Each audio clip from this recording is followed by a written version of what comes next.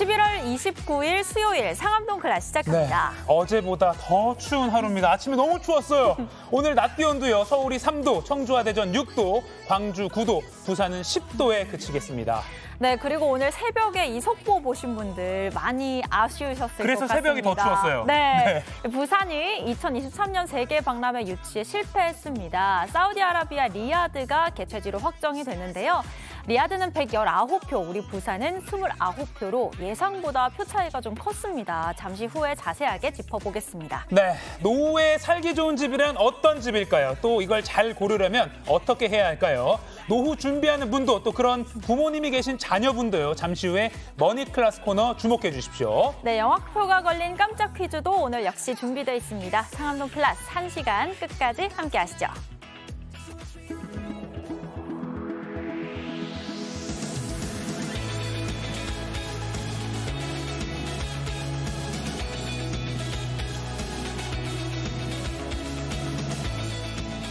네, 생방송 상암동 클래스 유튜브 JTBC 뉴스 채널이나 네이버 뉴스 페이지에서도 실시간으로 함께 보실 수 있습니다. 도시락 이슈 이재승 기자, 김태인 기자 나왔습니다. 안녕하세요. 네, 안녕하세요. 네, 안녕하세요. 안녕하세요. 새벽에 좀 씁쓸했는데 네. 자, 이재승 기자 오늘 첫 번째 이슈 뭘까요? 자, 오늘 첫 번째 이슈. 네, 박빙이라더니입니다. 예.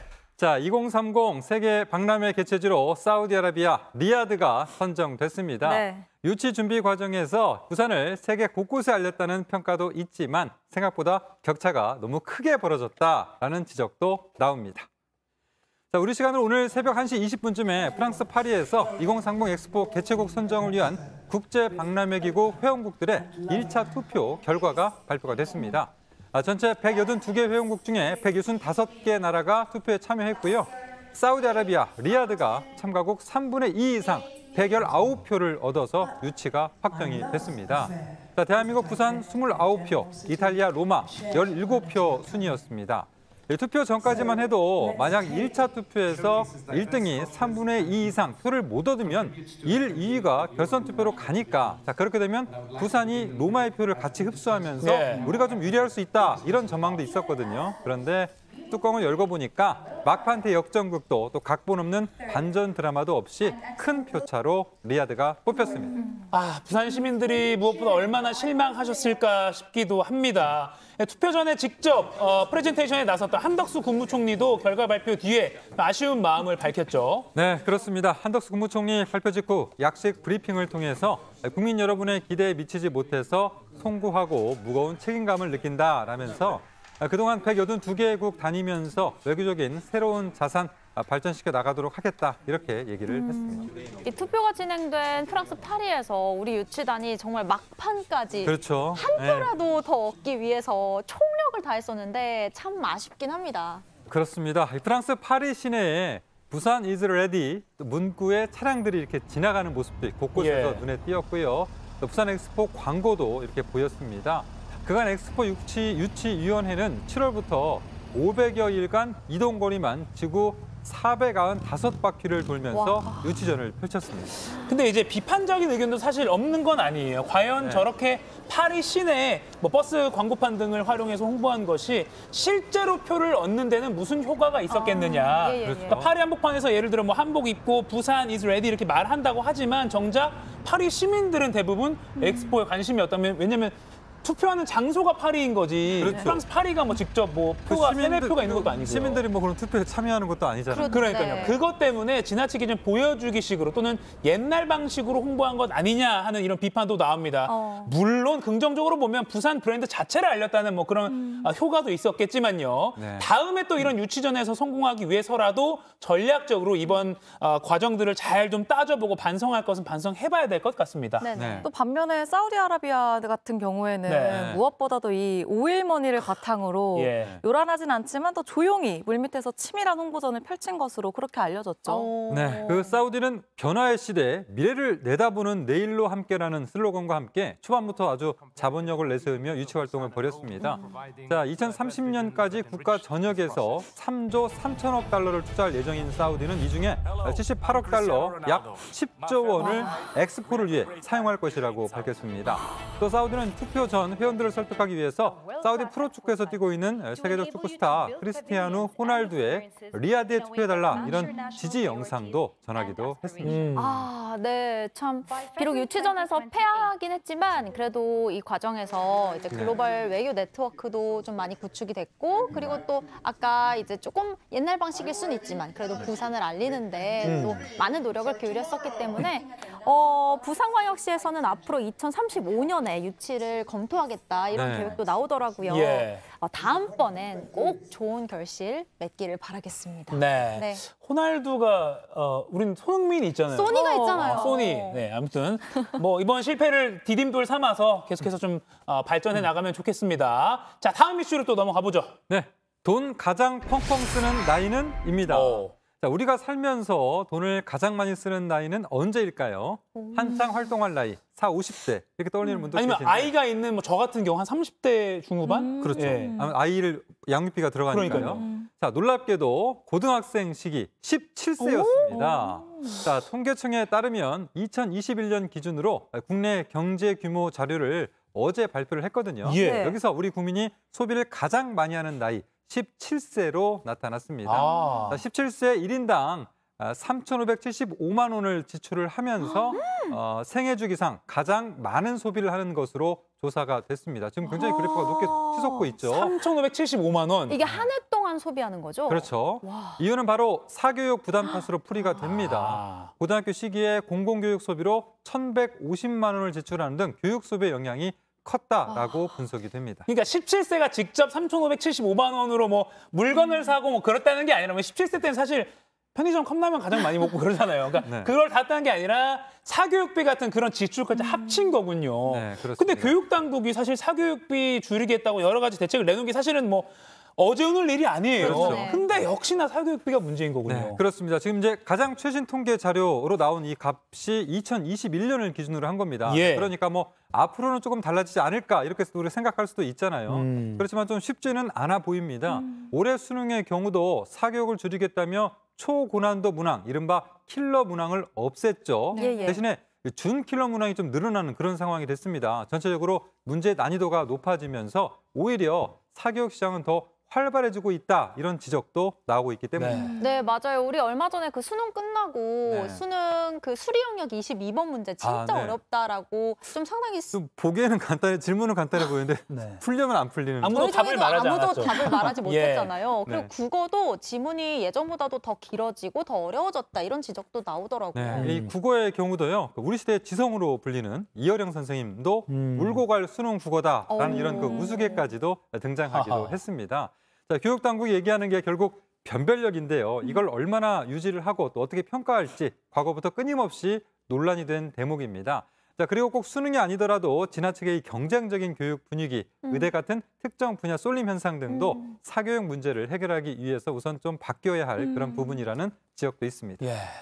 그러니까 뭐 사교육을 포함해서 소비가 가장 많은 나이가 17살, 17세라고 앞서 얘기를 해주셨는데 그렇다면은 반대로 소득이 가장 높은 시기는 도대체 언젠가요? 왠지 좀 힘이 나는 그런 부분이죠. 자, 1인당 노동소득은 17세부터 또 생기기 시작해서 43세 그러니까 3,906만 원을 기록하면서 가장 많았습니다. 생애 주기를 보면 0세부터 26세까지는 노동소득이 소비보다 적어서 적자를 보였고요. 27세부터 흑자가 발생하지만 61세에는 다시 적자로 돌아섰습니다. 자, 지금 그래 보시는 모습이죠. 자, 정리를 하면 우리 삶에서 흐름이 적자였다가 27세를 이유로 해서 다시 흑자가 됐다가 61세 적자 흐름을 보입니다. 그러면서 17세 때 적자 그리고 27세쯤 노동소득이 소비보다 많아지면서 흑자에 접어들고 43세 흑자 1,792만 원으로 정점을 찍은 뒤에 이 폭이 점점 줄어든다라고 볼 수가 있습니다. 자, 인생에서 흑자를 내는 기간은 이렇게 보면은 총 34년 정도 불과한 그런 셈입니다. 저 파란색 부분이 흑자인 거잖아요. 네, 그렇습니다. 그러니까 저 기간만 인생에서 흑자다. 43세가 평균적으로 가장 노동소득이 많다는 거고 이후에는 다시 줄어든다는 건데 글쎄요. 고령화 사회 뭐 이런 것 때문에 앞으로 좀 뭐 노동, 복지 이런 분야에 대해서 또 연금 이런 분야도 많이 개선이 돼야겠다는 생각이 들면서도 이렇게 열심히 사는데 흑자 기간이 단 34년이라고요? 네. 너무 짧아요. 씁쓸한데요. 그러니까 우리가 인생이 보통 70세, 뭐 80세, 뭐 90세까지 가는데 네. 34년 정도가 흑자면은 그때 돈을 엄청 벌어야 된다는 생각도 들어요. 네. 근데 저는 앞 구간이 특히 네. 적자의 범위가 좀 커서 진짜 사교육비나 이런 문제가 빨리 해결되지 않으면 안 되겠다는 생각도 많이 들어요. 그런 생각 드네요. 네. 2021년 기준으로 통계청이 1인당 생애 주기별로 흑자와 적자, 소득과 소비를 한번 지출을 나타낸 그런 표를 보셨습니다. 자, 다음 이슈로 또 넘어가 보죠. 네, 다음은요. 안표 처벌되나입니다. 자, 롤드컵 결승전 300만 원, 이명훈 콘서트 500만 원. 최근 인터넷에 올라온 안표 가격입니다. 자, 지금 우리 뭐 화면으로 뜨고 있는데요. 자, 관련 법이 50년간 변함없이 묵혀 있는 사이에 온라인을 활용한 첨단 안표상이 기승을 부리고 있습니다. 자, 5년 만에 서울에서 열리며 전 세계 팬들을 열광시킨 롤드컵. 하지만 눈살을 찌푸리게 하는 장면 있었습니다. 고척돔 결승전 티켓이 안표로 나오면서 10배 넘는 가격에 팔린 겁니다. 또 가수 이명웅 콘서트의 경우도 500만 원에도 거래될 만큼 안표값은 나날이 치솟고 있습니다. 그러니까 인기 가수 콘서트 경우에는 예매 오픈되자마자 동시에 거의 매진이 속출하기 때문에 뭐 서버가 다운되기도 하고요. 그래서 진짜 일반 팬들이 티켓을 구하는 거는 하늘의 별 따기다라는 말도 나오잖아요. 네, 그렇습니다. 네. 저도 그래서 얼마 전에 그 성땡땡 가수의 콘서트 예매하려고 저녁 8시에 제가 딱 오픈 시간에 들어갔는데 대기자만 9만 명이라고. 그래서 계속 기다렸습니다, 그냥. 그랬더니 결국 10분 정도 지나니까 대기가 풀렸는데 이미 그때는 다 이제 매진이 됐습니다. 다만 이 9만 명 이분들이 뭐 다 무조건 안표상이다라고 단정 지을 수는 없지만 그만큼 이 예매하는 것 자체, 표 구하는 게 정말 어렵다라고 생각이 되네요. 네. 그 매크로 같은 거 이용해가지고 뭐 서버에 자동으로 클릭하게 해가지고 안표상들이 마구 이제 다른 사람들은 정말 그냥 한 명당 하나씩 구하려고 막 노력하고 있는데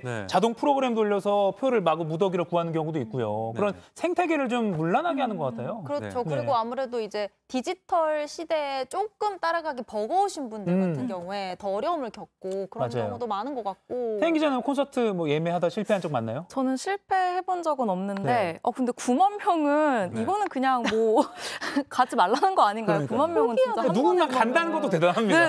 승리자는 있어요. 일단 뭐 그렇죠. 승리자는 있지만 굉장히 실패자들이 많다. 맞아. 그런 게 좀 있습니다. 근데 이게 또 단순히 개인의 뭐 역량이다 이렇게만 치부할 수 없는 게 이걸 일일이 따져봤더니 법이 현실을 따라가지 못하는 이유가 있다더라고요. 안표 처벌이 안 되고 있다. 네, 그렇습니다. 그 안표를 처벌하는 경범죄 처벌법 조항은 50년 넘게 한 번도 손보지 않았습니다.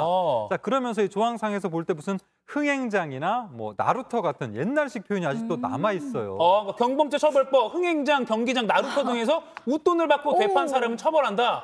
지금 저게 좀 현행 적용되는 법률인 거죠? 자, 요즘 뭐 나루터에서 이렇게 뭘 이렇게 하는지 모르겠습니다. 잠실나루 역은 있는데. 네, 그렇습니다. 그러니까 옛날식 표현이 남아있던 이런 시절에 만든 법이라서 요즘 같은 거 온라인으로 요즘에는 하잖아요. 온라인 안표는 처벌할 수조차 없는 그런 상황입니다. 이 내용 들어보시죠.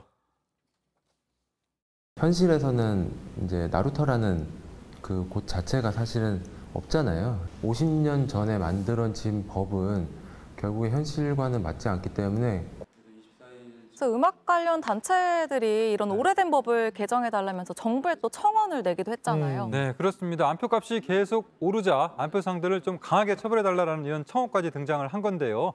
내년부터 매크로를 이용한 대량 구매는 처벌할 수가 있지만 개인 간 거래는 여전히 좀 처벌이 어려운 그런 상황입니다. 게다가 안표상들 점점 조직화되고 수법도 정교해지고 있습니다. 와, 이렇게 피해가 커지다 보니까 최근엔 가수들이 아예 직접 발벗고 나서기도 하죠. 네, 그렇습니다. 그 가수 성시경 씨는 온라인으로 직접 안표상을 잡아냈던 그런 경우도 있고요. 아이유는 콘서트 때마다 안표를 신고하는 팬에게 티켓을 선물하기도 했습니다. 안표를 신고하면 티켓 선물한다. 이거 괜찮은데요?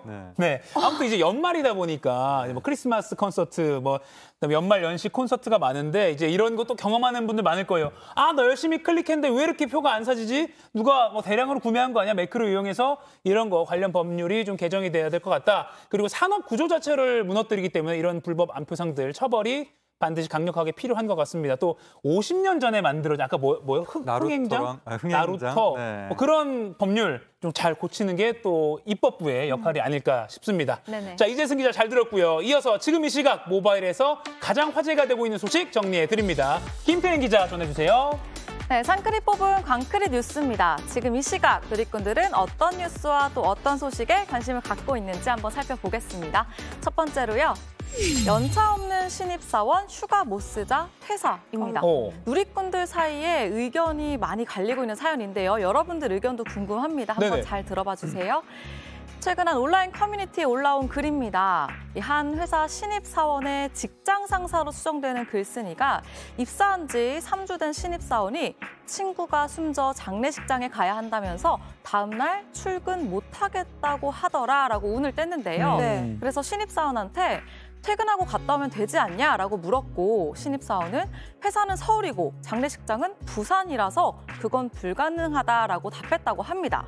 그래서 글쓴이는 이에 입사 3주밖에 안 돼서 연차가 없다, 하루 쉬게 해주는 건 안 된다라고 말해줬다는데요. 그러자 이 신입사원 회사를 그만두겠다면서 짐을 싸서 나갔다고 합니다. 글쓴이는 이 상황이 이해가 되냐면서 누리꾼들한테 의견을 구했는데요. 여러분들은 좀 의견이 어떤가요? 회사는 서울이고 이제 장례식장이 부산이다. 그럼 거리가 상당하니까 사실은 뭐 잠깐 갔다 올 수 있는 것도 아니고 하루를 빼야 될 것 같긴 한데 친구가 아주 친한 친구라면 사실은 그 신입사원 입장에서 조금 힘든 상황인 것 같긴 해요. 회사도 이해를 좀 해줄 여력이 없었나 싶긴 하네요. 그러니까 이제 여러 가지 좀 방법을 좀 모색해 보면 어떨까 싶기도 합니다. 연차가 뭐 없다고 하지만 어차피 연차는 생기게 되니까 앞으로 있는 연차를 좀 당겨서 쓴다던가. 가불해서. 그렇죠. 그런 식으로 좀 뭔가 좀 융통성을 좀 발휘하면 어땠을까 하는 생각도 좀 드는데 다만 그대로 퇴사해버린 이 그 신입사원의 태도 이것도 조금 이제 뭐 여러 가지 감론을박이 있을 수는 있을 것 같네요. 네. 저는 가요 앵커 말처럼 네. 진짜 가족처럼 가까운 친구라면 사실 상실감 때문에 어차피 일을 해도 일이 손에 잡힐 것 같지가 그럴 수 않고요. 있죠. 네네. 근데 회사 입장에서도 뭐 뒷사정이 있을 수 있으니까 상황이 참 뭐라고 어떻게 판단을 하기가 누구 편을 들기가 어려워요. 애매해요. 지금 보시는 시청자들의 입장은 어떤지 궁금합니다. 근데 네네네. 누리꾼들 반응은 일단 어떻습니까? 네, 누리꾼들도 반응이 참 다양했는데요. 네. 뭐 연차 당겨쓰게 해주지 회사가 융통성이 없네 라면서 아까 재승 기자가 말한 그런 의견도 있었고요. 또 원칙대로 해야지 그냥 퇴사한 신입사원이 문제처럼 이렇게 다양한 반응들을 보였습니다. 다음 소식도 한번 보겠습니다. 다음 소식은요. 거리 위 영웅들 의인을 찾습니다.입니다. 2달 전쯤 울산 동부의 한 도로입니다. 길을 걷던 남성이 갑자기 바닥에 그대로 쓰러졌는데요. 차 한 대가 멈춰서더니 운전자가 밖으로 나와서 상태를 살피기 시작을 합니다. 그리고 이 운전자가 지금 살피는 모습 나오고 있고요. 곧장 119에 신고를 했습니다. 쓰러진 사람 누구예요? 이거 출근하다가 쓰러져 계셔가지고 봤는데 신고했거든요. 지금 119 신고한 이 남성이 구급대원 지시를 잘 따르면서 응급조치를 하고 있는 건데 지금 어떤 여성도 가까이 다가오네요. 지금 흰색 옷 입은 여성.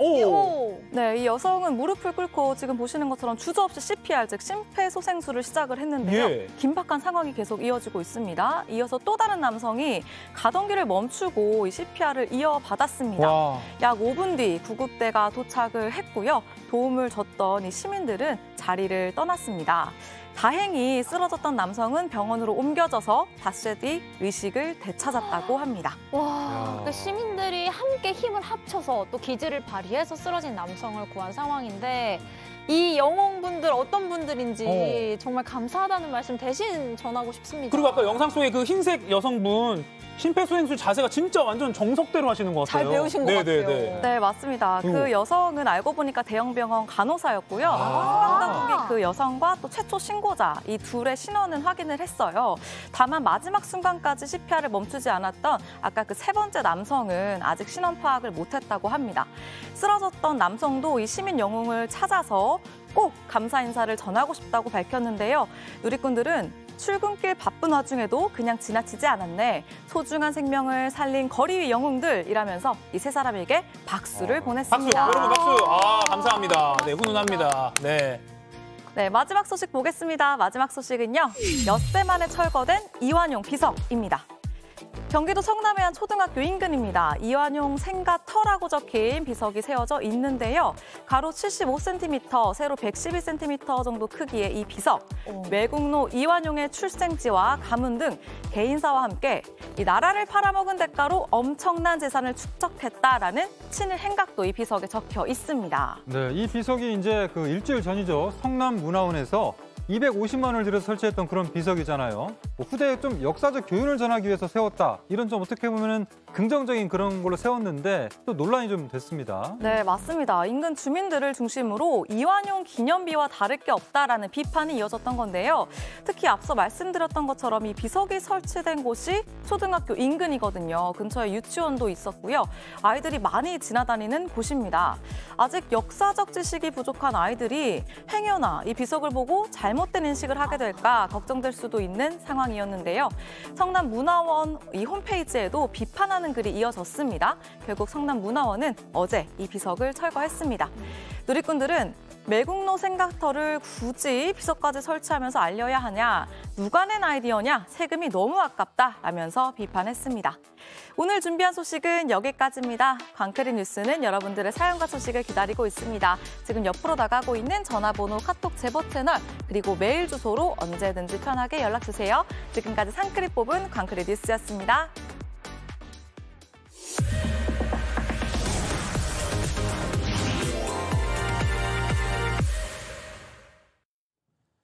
네, 지금 시각 10시 20분입니다. 저 같은 경알못, 경제를 잘 알지 못하는 사람을 위한 당장 내 돈이 되는 정보, 머니클래스. 오늘의 키워드 먼저 보시죠.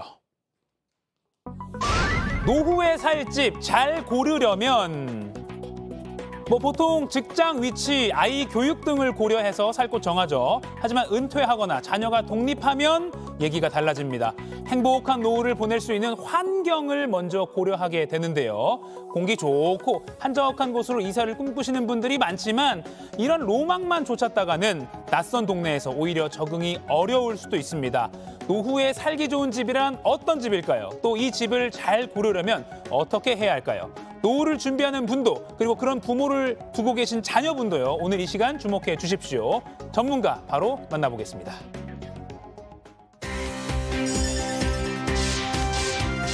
김인만 부동산 연구소장과 함께 부동산 완전 정복해 보겠습니다. 안녕하세요. 안녕하세요. 물론 취향 차이가 있고 부부 간에도 시골에 살자, 도시에 살자 싸우는 경우가 많이 있지만 네. 제 주변에 40, 50 선배들 여쭤보면 그래도 좀 복잡한 도심 떠나서 좀 한적한 곳에 가서 살고 싶어라고 하는데 이런 게 좀 조사로도 나타납니까? 어떻습니까? 네, 우리 직장인들의 가장 큰 고민이 내 은퇴하고 네. 어디서 살아야 될까 가장 고민이 많고요. 네. 부부 간에 또 의견 일치가 되지 않는 경우들이 상당히 많습니다. 네. 남자들은 좀 로망이 있잖아요. 좀 한적한 시골에 살고 싶고 맞아요. 여성분들은 그래도 도시가 좋다라고 하는데 이게 고정관념을 강화하려는 건 아니지만 대부분 주변에 보면 그렇더라고요. 대부분 그렇습니다. 네네네네. 솔직히 저도 도시가 좀 편하긴 하거든요. 예. 네. 그렇긴 한데 마침 또 설문조사가 나왔습니다. 네. 만 50에서 56세 대도시 직장인들을 대상으로 은퇴 후에 어디에 살고 싶어 주거지를 조사를 했는데요. 네. 자, 희망 주거지가 있고요. 먼저 서울을 먼저 조사했습니다. 서울에 계시는 직장인들 중에 이제 설문조사를 했는데요. 네. 서울에 계시는데 서울을 원하시는 분들, 나 서울에 그대로 계속 살고 싶어 하시는 분들이 47.3%가 나왔고요. 서울에 살고 있는데 은퇴 후에 내가 경기도, 지방 소도시, 지방 대도시로 가시고 싶어 하시는 분들이 경기도 인천으로 가시고 싶은 분들이 31.8%. 예. 이렇게 전체적으로 보면 서울에 살고 있는데 서울에 그대로 살고 싶다는 분이 절반이 되지 않습니다. 네. 반대로 경기도 인천에 지금 살고 있고요. 직장에 다니고 있는데 너 어디 살고 싶어? 라고 물어보니까 예. 경기도 인천에 그대로 살고 싶다는 분이 61.8%. 과반수, 절반 이상이 되고요. 서울에 가시고 싶은 분들, 지방 중소도시들 이런 순서대로 나왔습니다. 예. 이거 딱 보면 서울에 살고 계시는데 서울에 살고 싶어 하는 분들보다 경기도 인천이 살고 싶어 하는 분들이 훨씬 더 높게 나왔습니다.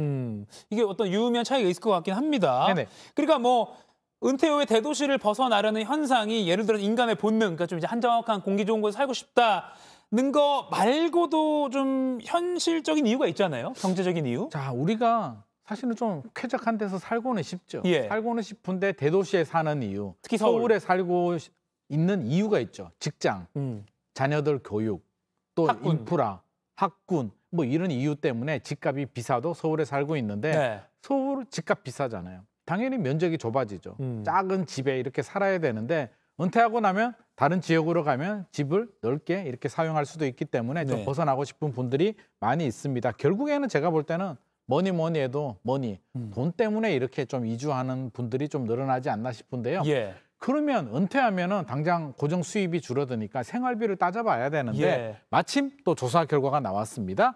서울의 적정 노후 생활비가 얼마냐 네. 조사를 해보니까요. 서울은 월 330만 원 정도 평균 아. 이 정도 나왔고요.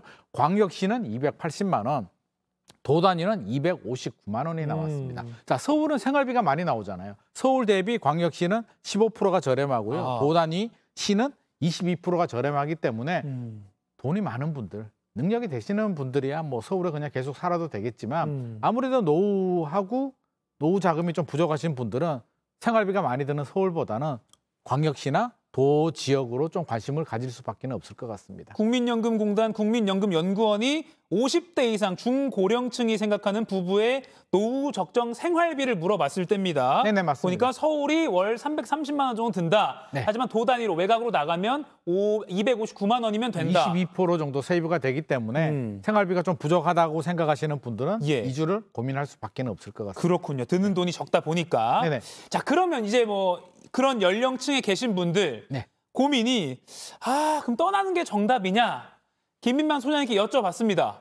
그러면 어떻게 조언해 주시겠습니까? 이게 좀 굉장히 어려운 문제인데요. 네. 각자 상황 따라 다르거든요. 예. 우리 가끔 그런 경우들이 있습니다. 시골에 이제 나이 드신 부모님들이 힘들게 농사 짓고 하는 게 좀 안쓰러워 보이니까 네. 강제로 자녀분들이 서울의 아파트로 올라와서 예. 이렇게 모시는 분들이 있는데 저는 그게 굉장히 안 좋다고 생각하거든요. 강제 유배라고 생각하는데 왜냐하면 나이 들수록 중요한 게 부부 간의 관계와 친구가 중요하거든요. 같이 말 통하는 친구들이 중요한데 그렇죠. 일도 중요하고요. 강제로 부모님을 서울에 있는 또는 도시에 있는 아파트에 이렇게 하면 낯선 친구도 곳으로. 없고 일도 없고 만날 사람들도 없기 때문에 굉장히 외롭고요. 좀 안 네. 좋습니다. 그래서 떠나야 되는 분들은 좀 여러 가지 좀 고민을 해야 되는데요. 예. 먼저 본인이 떠나야 되는지 안 떠나야 되는지를 좀 생각을 해볼 필요는 있을 것 예. 같습니다. 주거 환경 변화는 굉장한 스트레스가 되거든요. 그래서 가급적이면 유지하는 건 좋은데 이게 유지가 안 되는 경우들도 또 있을 수는 있겠죠. 그래서 좀 따져봐야 된다는 말씀을 드리고 예. 그럼 이주하는 방법에 대해서 한번 우리가 이야기를 한번 해봐야 예. 될 것 같습니다. 자, 이주하는 방법은요. 자, 보시죠. 서울 아파트를 매도하고 비싼 집을 팔고 지방으로 가시는 그러면 집값이 저렴하니까 남는 예. 돈이 있잖아요. 예를 들어서 서울 아파트가 20억인데 지방으로 가면 5억짜리 아파트를 사고 15억 정도 남으니까 네. 뭐 꼬마 빌딩을 살 수도 있고 상가를 살 수도 있고 임대 수익이 나오는 네. 고정 수익이 나오는 그런 수익형 부동산에 투자할 수 있는 방법이 있기 때문에 예. 이런 방법을 좀 고려할 수도 있을 것 같고요. 나는 싫어. 서울에 있는 아파트를 팔기 싫어하시는 분들이 있잖아요. 예. 그런 경우라면 반대로 서울의 아파트를 전세나 월세를 주고 네. 월세를 준다면 반전세 같은 경우는 보증금을 받고 한 200~300 정도 받고 지방으로 간다면 그 보증금으로 지방에 전세를 살면서 또 고정 수익, 월세 수입도 얻을 수 있기 때문에 네. 요거는 본인의 그 상황 또 가치관에 따라서 이렇게 선택을 하시는 게 좋을 것 같습니다. 그러니까 기존에 대도시에 있는 집을 팔아서 그 잉여 자금으로 뭐 꼬마 건물이나 이런 걸 투자를 하거나 아니면 그렇죠. 월세 나오는 물건을 투자할 수도 있고요. 팔지 않고 그대로 두대 임대를 줘서 임대 수익금을 얻는 방법. 그렇죠. 서울의 부동산을 가지고 임대 수익을 얻고 예. 지방에 전세를 사시는 방법도 있습니다. 아무튼 무조건 떠나는 거는 정답은 아닐 수 있다고 처음에 말씀해 주셨는데 그러면 말씀하신 대로 나는 낯선 환경 너무 싫어. 나 살던 곳에 계속 살래 하시던 분들은 어떻게 좀 전략을 짜면 좋을까요? 일단 뭐 예를 들어서 서울이라고 생각을 해보죠. 나는 그냥 난 가기 싫어. 그냥 계속 살고 싶어 하시는 네. 분들은 근데 노후 자금은 부족할 수 있죠. 그렇죠. 생활비는 문제죠. 부족하죠. 그러면 주택 다운사이징을 하셔야 됩니다. 다운사이징. 예를 들어서 전용 84, 34평 아파트에 거주하시는 분들이라면 네. 사실 은퇴할 때쯤 되면 자녀분들은 이제 독립하는 경우들이 굉장히 많이 있거든요. 네. 자, 노부부 2명이 산다면 굳이 전용 84를 고집할 필요는 없겠죠. 전용 59, 25평 아파트로 간다면 여유 자금이 생기니까 예. 생활비로 사용해도 되고요. 뭐 상가 같은 거 수익형 부동산 투자해도 됩니다. 많은 분들이 망설이는 이유 중에 하나가 네. 제가 물어보니까 이런 이야기를 하시더라고요. 지금은 우리 두 부부가 사니까 주택을 줄여도 괜찮은데 예. 명절이 되면 오잖아요. 자녀들이 이렇게 오니까 그 큰 집을 좀 유지해야 돼. 그렇죠. 게스트룸이 필요해요. 게스트룸이 필요하다고 해서 예. 뭐 중대형 아파트를 좀 고집하시는 분들이 있는데 예. 최근에 트렌드가 좀 바뀌었거든요. 자녀분들도 부모님 집에 거주하기보다는 같이 외식하고 잠깐 차 마시고 자야 된다면 근처에 호텔이나 뭐 이런 데 가서 잠시 자고 예. 다음 날 오는 경우들도 많이 있기 때문에 굳이 자녀분들 때문에 무리하게 큰 중대형 평수를 유지하기보다는 주택 다운사이징을 하시는 게 좋을 것 같습니다. 예. 다운사이즈, 그러니까 크기를 줄이는 걸 주저하지 말라. 네네. 그것도 아주 좋은 전략이 될 수 있다. 그런데 사실 노후 생활비 문제만 좀 해결이 되면 네. 나는 다른 지역으로 이사도 가기 싫고 뭐 임대도 하기 싫고 내 집 그대로 다운사이징도 하기 싫고 그대로 있고 싶어. 네. 노후 생활비를 그럼 좀 해결을 조금만 하면 될 것 같아요. 네. 뭐 이런 분들은 어떻게 해야 될까요, 그러면? 좋은 방법이 있습니다. 예. 능력 되시는 분들이 아마 알아서 하시면 되고요. 네네. 집 하나 있으신 분들 주택연금이라는 제도가 있습니다. 주택연금. 이 주택을 가지고 연금처럼 받을 수 있는 제도가 네네. 있는데요. 주택연금 한번 보시죠. 예. 만 55세 되시는 분들은 공시가격 12억 원 이하 되는 주택을 담보로 해서 매달 예. 생활비를 이렇게 받을 수가 있습니다. 이런 제도가 있는데요. 자, 공시가격 12억 이하의 주택을 하나 가지고 계시는 분들은 예. 만 55세 이상이 된다면 신청을 하면 매월 연금처럼 이렇게 따박따박 받을 수가 있는데 주택연금이 좋은 점이 뭐냐면요. 네. 자, 사망할 때까지 계속 연금처럼 받을 수가 있는데 오래 살았어요. 100세 이상 살아가지고 집의 가치보다 돈을 더 많이 받을 수도 있잖아요. 예, 예. 그러면 돌아가시면 야 우리가 돈을 더 줬는데 돌려줘 이렇게 하지 않습니다. 그런 게 없다. 그런 게 없고요. 부채 상환이 되지 않고요. 돈이 남았어요.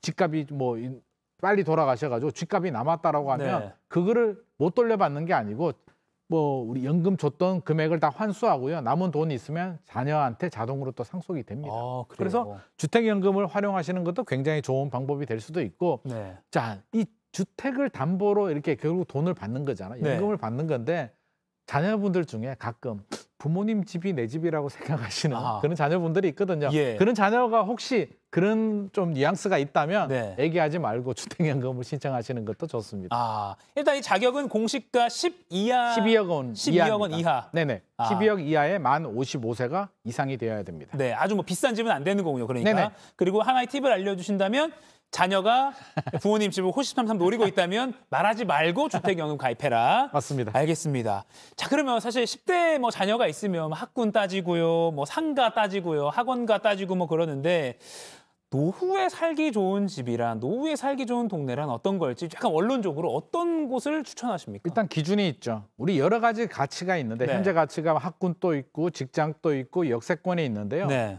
노후에 중요한 건 다 필요 없습니다. 일단 뭔가요? 병원이 굉장히 중요합니다. 병원.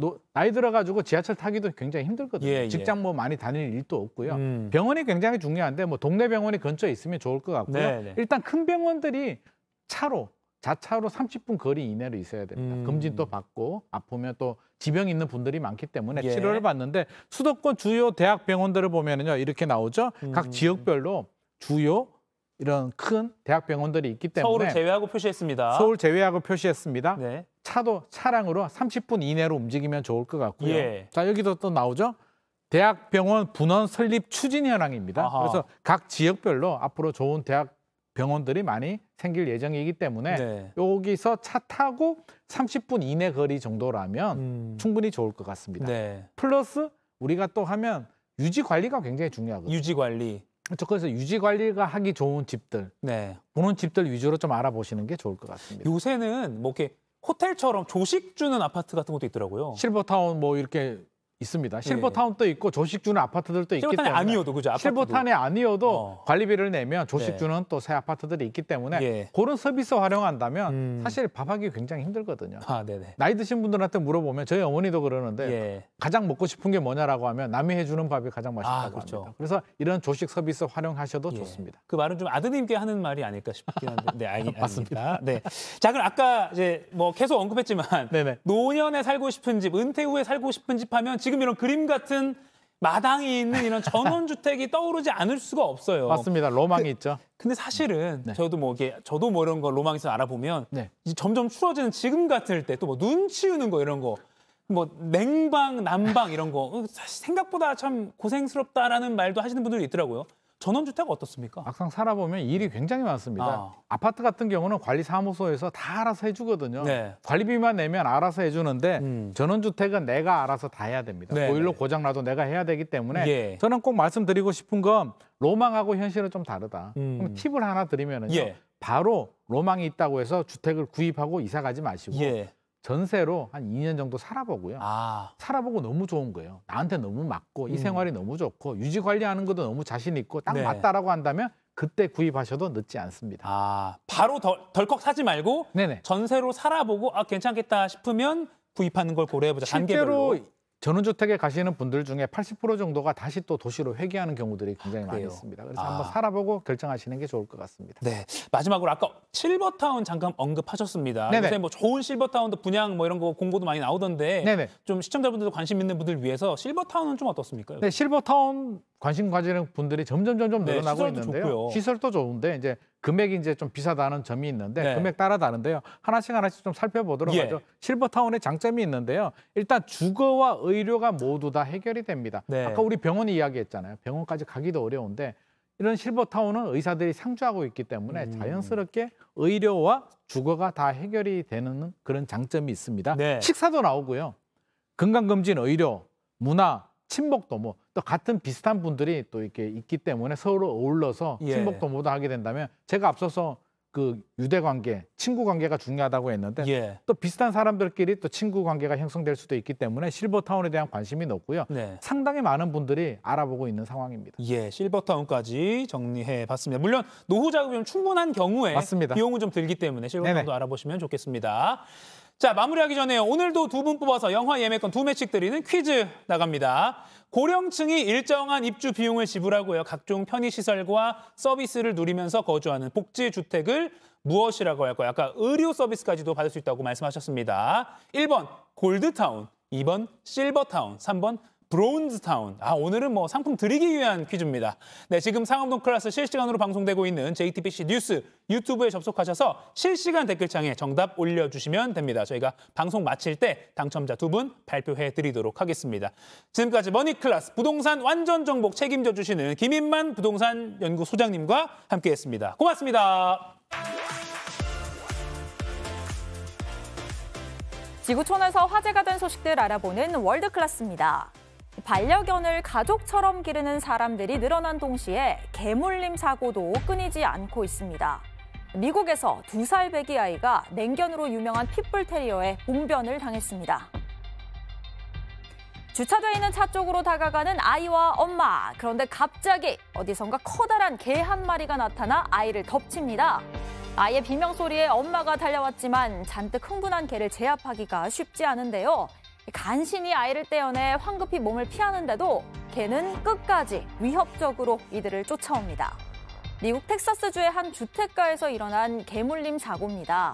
이웃집에서 키우는 맹견 핏불 테리어가 이제 겨우 2살 된 남자아이를 공격한 건데요. 다행히 아이의 목숨은 건졌지만 대부분을 물려 병원에서 치료를 받았고 사고 이후 동물만 보면 겁을 먹는 등 정신적 충격을 호소하고 있습니다. 이번 사건을 일으킨 핏불 테리어는 곧장 당국에 포획됐고 견주 또한 조사를 받고 있습니다. 인도 구자라트주에서 열린 행사 현장입니다. 새로 지은 사원의 개관을 축하하려고 많은 사람들이 모였는데 갑자기 펑 하는 소리와 함께 시뻘건 불길이 솟구칩니다. 행사용 풍선 장식이 폭발한 건데요. 보통 헬륨가스가 채워진 풍선은 불에 닿아도 폭발하지 않는데 이 풍선엔 수소가스가 담겨져 있던 것으로 추측됩니다. 이 사고로 풍선 근처에 있던 소녀 30여 명이 화상을 입은 것으로 전해졌고요. 현재 당국이 자세한 경위를 조사하고 있습니다. 하루가 멀다 하고 기내 난동 소식이 들려오는 요즘 비행기 타기가 참 겁나죠. 미국 비행기에서 일어난 황당한 사건이 또 화제를 모으고 있습니다. 미국 루이지애나주의 한 국제공항에서 포착된 장면입니다. 비행기 안이 아수라장인데요. 테러 위험을 감지한 승무원이 급하게 승객들을 비행기에서 대피시켰습니다. 이 소동 한 승객 때문에 벌어졌는데요. 이륙하기 전 탑승객을 받고 있던 중에 갑자기 한 승객이 비상문을 열고 비행기에서 탈출해 날개 위를 걸어 다녔습니다. 예상치 못한 돌발 상황에 비행기는 이륙 준비를 멈췄고 이승객은 지상에서 공항 지원들에게 체포됐습니다. 조사 결과 이승객은 30대 미국인으로 무기 같은 물건을 갖고 있지는 않았다고 하고요. 정신질환이 의심돼 병원으로 옮겨졌습니다. 비행기가 2시간 동안 연착이 되긴 했지만 다친 사람이 없어서 다행입니다. 지금까지 월드클래스였고요. 계속해서 상클 라이프가 이어집니다. 아직 내겐 너무나 가슴 벅찬 일인 걸 다시 사랑할 수 있을 때까지 생각해줘 나를 지난 겨울 어느 날 함께 지내왔던 날들을 그리움에 눈물 흘러내릴 때까지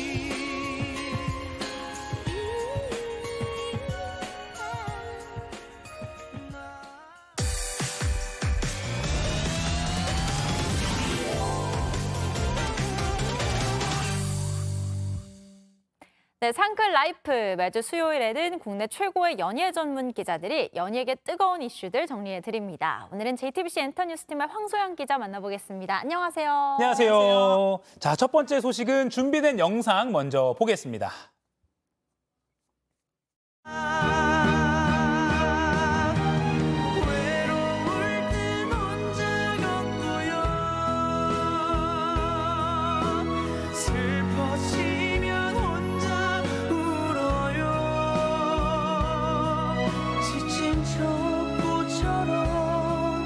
아픈 저 별처럼 오늘도 나는 혼자 울어요. 첫 번째 키워드 16세 정동원 사생피해 법적 대응. 가수 정동원 씨 만 나이로, 그러니까 이제 지금 이제 만 나이라는 표현을 안 쓰니까 그냥 나이로 16살인데 아직 고등학생이잖아요. 근데 사생팬으로부터 아주 끔찍한 피해를 호소하고 있다고요. 네, 사생팬은 연예인의 일거수일투족, 사생활까지 쫓아다니는 극성 팬을 뜻하는 말인데요. 예. 정동원 씨의 이제 공식 스케줄이 아닌 곳까지 따라다니면서 이 스토킹 범죄가 발생을 한 겁니다. 네. 사실 이 문제는 과거부터 오래됐는데요. 이게 문제로 제기된 게 여전히 연예계의 고질적인 문제로 꼽히고 있습니다. 가수 정동원 씨는 2007년 3월생으로 16살입니다. 아직 미성년자인데요. 네. 자택 근처까지 배회하는 사생팬으로 인해 사생활 침해 행위가 있었다는 공지까지 나오면서 우려가 커졌습니다. 정동원 씨의 소속사 측은 팬카페를 통해서 최근 아티스트의 연습실이나 자택 근처를 배회하거나 기다리다가 인사를 하는 등의 사생활 침해 행위가 발생했음을 확인했다라고 전했습니다. 그러면서 사생 행위에 대해서 사전 고지 없이 블랙리스트에 등재할 예정이라고 했고요. 강력한 형사 조치를 취할 것이라고 전했습니다. 네. 아티스트의 사생활을 침해하는 행위에 있어서는 어떠한 관용 없이 처리할 예정이라고 강조했습니다. 네. 사실 스타의 집 주소를 찾아내서 그 집에 찾아가거나 네. 심지어는 그 비행기 좌석 정보 빼내서 옆자리에 타고 갔던 사생팬도 있잖아요. 그러니까 이렇게 사생팬 문제가 사회적인 문제로까지 계속 불거져 왔는데 특히나 이번에 대상이 미성년자 아티스트예요. 그런데 이렇게 비슷한 피해를 호소한 스타가 또 있죠. 또 있어요. 네, KBS의 트롯 전국체전이라는 프로그램을 통해서 얼굴을 알린 트로트 가수 14살 오유진 씨가 있습니다. 예. 오유진 씨는 지난 8월부터 한 60대 남성으로부터 스토킹을 당했는데요. 해당 남성은 오유진 씨의 친부라고 황당한 주장을 했습니다. 오유진 씨의 외할머니에게 전화를 걸어서 만남을 요구하거나 학교 행사장을 찾아가고 SNS 댓글을 다는 등 불안감을 조성했습니다. 결국 오유진 씨 측은 60대 남성을 스토킹 범죄 및 허위사실 적시 명예훼손 등으로 고소를 했습니다. 네. 경찰은 혐의점을 확인하고 그를 검찰에 불구속 송치한 상태입니다. 오유진 씨는 저는 뭐든지 당당하고 두려움이 없는 사람인데 그 사람이 어떻게 할지 모르지 않냐. 앞으로가 겁이 난다라고 괴로움을 호소하기도 했습니다. 네.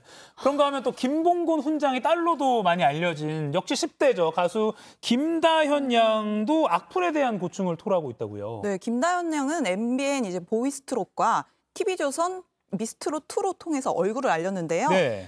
김다현 씨는 최근 한 프로그램에 출연을 해서 경영기간이 15살 인생 중 제일 힘들었다라고 했습니다. 예. 그러면서 좋은 성적을 얻어도 그 과정에서 상처를 많이 받았고 2등하고 왜 또 나왔냐는 악플도 많이 받았다라고 했습니다. 아버지 김봉곤 씨도 그 모습을 보면서 5학년 아이인데 이런 것들이 콱콱 박혔다라고 걱정하기도 했는데요. 최근 김다현 씨의 소속사 측은 김다현 씨와 그의 부친 김봉곤 씨에 대한 모욕, 명예훼손, 악의적 비방, 허위사실 유포 등 악성 게시물 작성자를 상대로 증거자료를 수집해서 경찰서에 고소를 진행하겠다고 밝혔습니다. 네, 사생 팬이라는 용어를 쓰는데 사실 팬이 아니죠. 아티스트 자기가 좋아하는 스타를 힘들게 한다면 그건 괴롭히는 사람이지. 그렇죠. 무슨 사생 팬입니까? 그냥 사생하는 괴롭히는 사람이라고 표현하는 게 맞는 것 같습니다. 사실 성인 연예인들도 이런 상황을 견디기가 어려운데 어린 미성년 연예인까지 이렇게 괴롭힘을 당한다고 하니까 이거는 좀 빨리 강력한 법적 조치가 필요해 보입니다. 네네. 자, 다음 주제 영상으로 만나보겠습니다.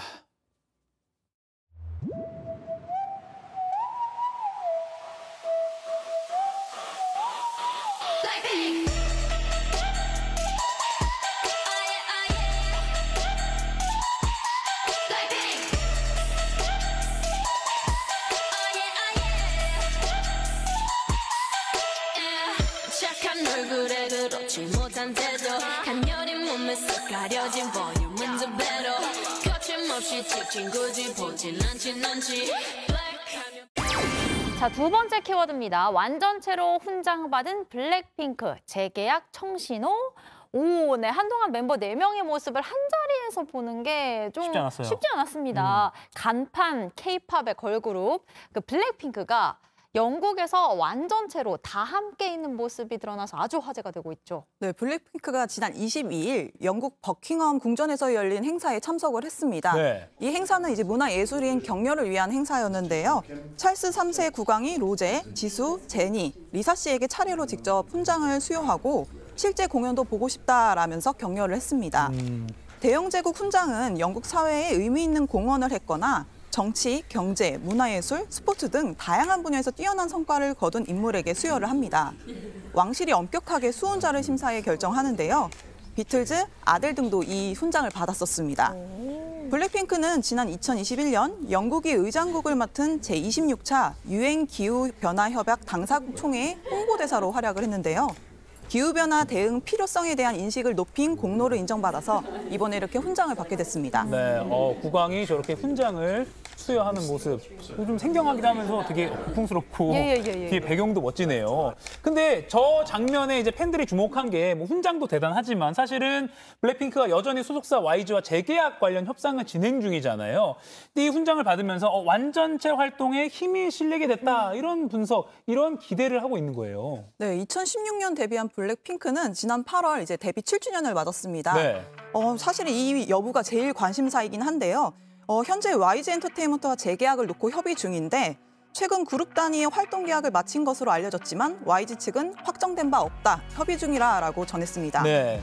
최초, 최고, 최다 타이틀로 K-팝 역사의 새로운 페이지를 작성한 블랙핑크이기 때문에 향후 완전체 활동의 여부에 대한 굉장히 뜨거운 관심이 쏠리고 있는데요. 각자 계약 형태가 다르더라도 이번 행보로 그룹 활동이 계속 이어지는 게 아니냐라는 예상이 나오고 있습니다. 대영 제국 훈장 수상 이후에 블랙핑크 멤버들은 각자의 SNS를 통해서 블랙핑크 완전체 사진을 게재하면서 변함없는 끈끈한 팀워크를 보여주기도 했습니다. 블랙핑크 멤버들의 전원 재계약 청신호가 켜졌다는 추측도 연이어 나오고 있습니다.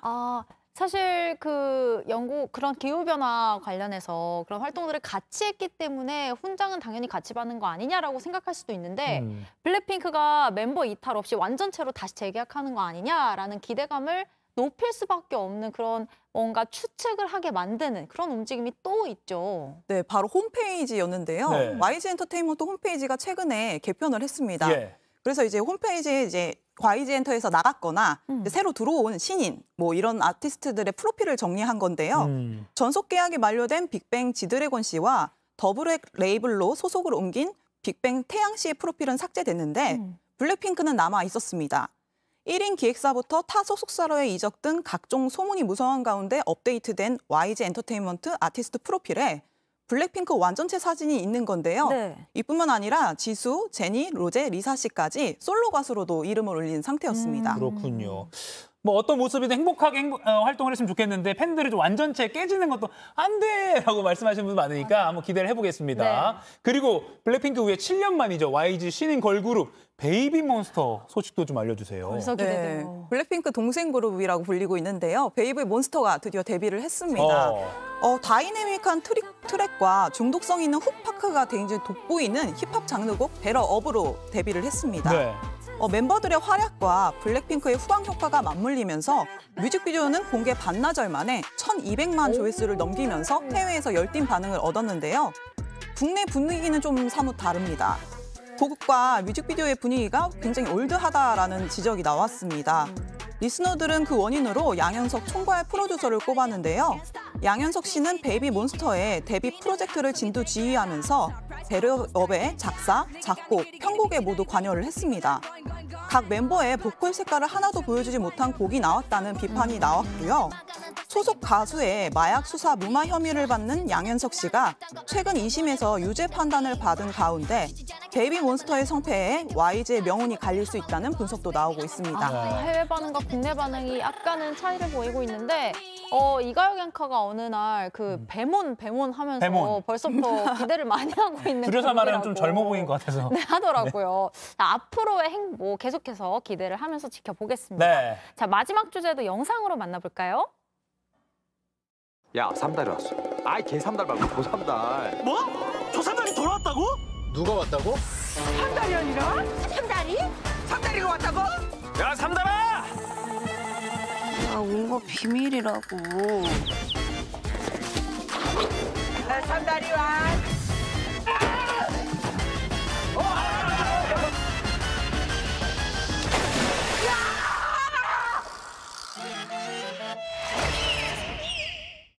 네, 마지막 키워드입니다. 강남순 가고 3달이 온다. JTBC 주말극 힘센 여자 강남순이 인기리에 막을 내렸고요. 이제 새로운 주말극이 찾아오네요. 네, K 가족 히어로물로 굉장히 큰 사랑을 받았던 힘센 여자 강남순이 주말에 이제 종영이 됐습니다.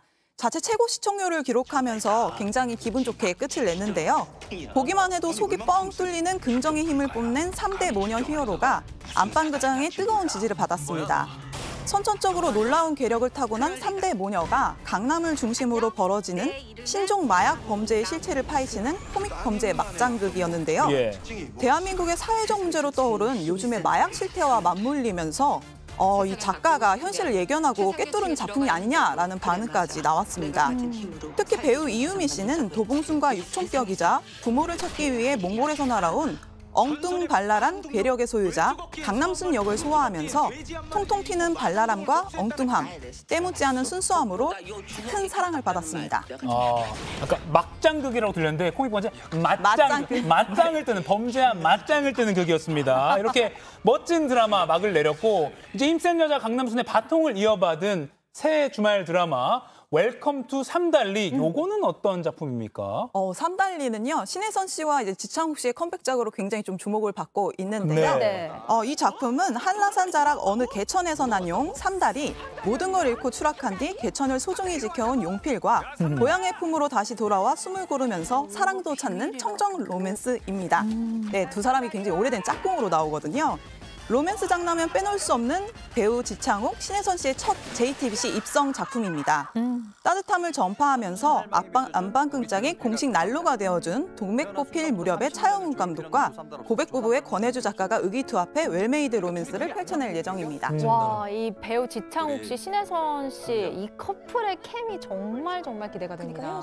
두 사람은 보기만 해도 사실 사랑이 넘쳐나잖아요. 네네. 네, 그래서 달달한 로맨스를 꾸려갈 예정인데요. 사실 이 두 사람은 38년 세월에 걸친 짝꿍의 역사를 보여줍니다. 3달리에서 한날 한시에 태어나서 소꿉친구로 인생의 반 이상을 붙어 다녔고 그러다가 눈이 맞아서 연인이 됐다가 현재는 헤어진 뒤 8년 만에 다시 만난 전 연인 관계입니다. 그런 두 사람의 가슴 속에 단 한 명이 아직까지 서로라는 점이 굉장히 설렘지수를 높이고 있는데요. 그리고 이 작품은 사람 간의 정을 파고들면서 잊고 지냈던 감정을 일깨워서 따뜻함을 전할 계획입니다. 요즘 세상 속 좀 순박함이 별로 없잖아요. 근데 이제 순박함이라고 부르는 사람들의 정을 담아내서 치유의 시간을 선사할 예정입니다. 이 작품은 이번 주 토요일 날 오후 10시 30분에 만나보실 수 있고요. 많이 시청해 주셨으면 좋겠네요. 네, 차가운 겨울 공기가 이제 막 밀어닥치고 있는데 삼달리와 함께 따뜻한 겨울을 날 수 있을 것 같습니다. 생생한 연예계 소식 전해준 황소영 기자 고맙습니다. 네, 감사합니다. 네, 상암동 클라스 오늘 준비한 소식은 여기까지입니다. 오늘 깜짝 퀴즈 정답은요. 2번 실버타운이었습니다. 네, 오늘 표를 드리기 위해 냈던 퀴즈인데 네. 당첨자 누가 되셨을까요? 윤쪽꽃님, 참새님 두 분 축하드리고요. 상클 공식 이메일로 선물 받으실 주소 남겨주세요. 네, 내일은 서울의 아침 기온이 영하 8도로 무척 춥겠습니다. 건강관리 잘 하시고요. 저희는 내일 아침 10시에 다시 찾아뵙겠습니다. 고맙습니다.